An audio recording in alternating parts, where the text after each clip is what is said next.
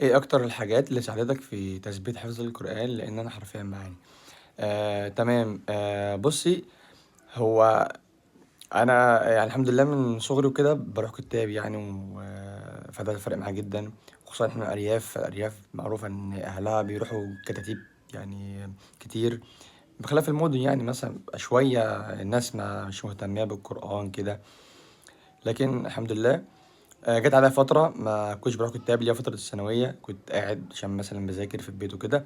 فكنت بحفظ في البيت. بس كنت بحفظ بجد يعني، مش اللي هو بقى خلاص انا هحفظ في البيت ان شاء الله ولا وطنش. لا، كنت انا كنت في ثالث ثانوي بالذات يعني.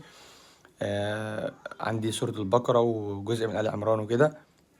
فكنت دايما يوميا مثلا لازم احفظ. لان انا خصوصا كمان كنت لسه بحفظ المقرر ده جديد فعلا عليا، ما كنتش حافظه قبل كده. فكنت مثلا لازم كل يوم احفظ مثلا مقدار، اليوم اللي بعده احفظ مقدار جديد وراجع على القديم. بس كنت كل يوم حرفيا، لان انا تالت ثانوي بقى وثانويه وعلمي فمجموع يعني وكده. لكن طبعا لو انت لسه في ثانويه او انت لسه في اصغر من كده، الافضل كتاب رقم واحد. لان انا نفسي اصلا يعني انا الحمد لله في سنه خمسة هندسه، اخر سنه ان شاء الله. والحمد لله هبدا اروح كتاب تاني وهبدا احفظ تاني وهبدا اراجع، لان في حاجات برضه انا لسه ناسيها كتير جدا. الكليه برضه بتاخد واحد جامد. ف يعني انا بالنسبه لي افضل حاجه كتاب. يعني حته ان انا احفظ لوحدي دي يعني ربنا وفقني فيها، يعني مش كتير بيتوفق فيها. فالافضل انك تروحي كتاب، ده افضل حاجه يعني.